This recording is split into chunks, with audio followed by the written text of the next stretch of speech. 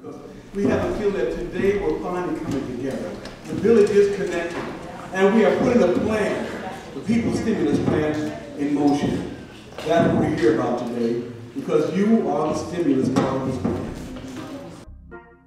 Gratitude Gathering is an opportunity for Village Connect to sort of take the lead on making connections with people.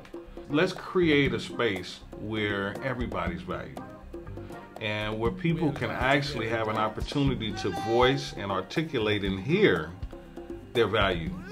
We have a very, very diverse community, and there's a lot of wonderful things going on, and we know that. But oftentimes in the media, we don't get to see those things.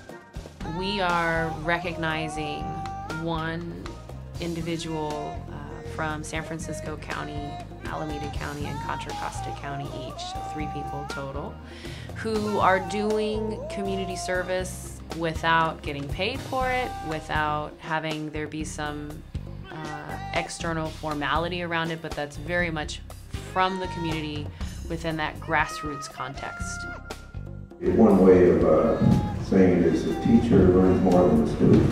So I think working with young men in various stages of incarceration, I almost sometimes feel guilty, like I'm learning more than they are, but it's been a real giving back. So they don't owe me anything. I really believe in education and youth voice and leadership. So all the things that I do is to increase youth voice, to increase leadership in youth, because we are the future, and if we aren't the leaders, then who will be later? So that's what I believe in, and that's why I do what I do, and I really want to thank Village Connect for inspiring me to do more.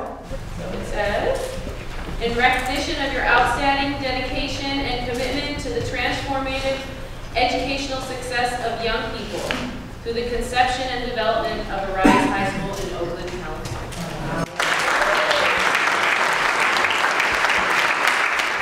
From the beginning of existence, the origin of the species named mankind came from the kind of consciousness that deliberated within itself, full of the confidence to decide upon what will be. You and me, him and her, them and us.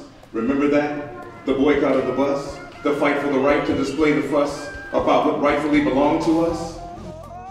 That village consciousness of this is who we have doing the work out there in all these different communities and all these different capacities, and we all are going to come together to celebrate, acknowledge, and rejoice. What happens is that when we talk, we don't talk directly to people. We talk either above them or below them. And unless you can talk directly to people, you will be misunderstood.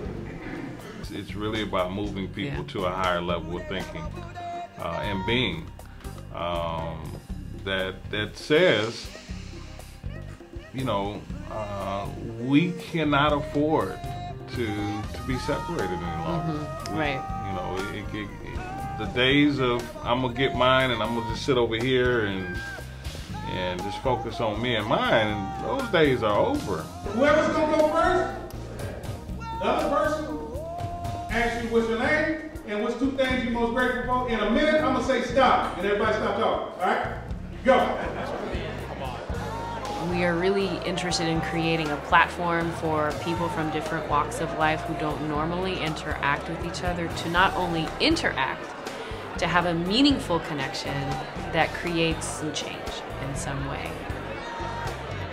How do we really consciously and constructively bring people together in a meaningful way that will shift the paradigm and shift kind of that consciousness across those areas of diversity, across gender, across race, across age, across ability, income, sexuality, education?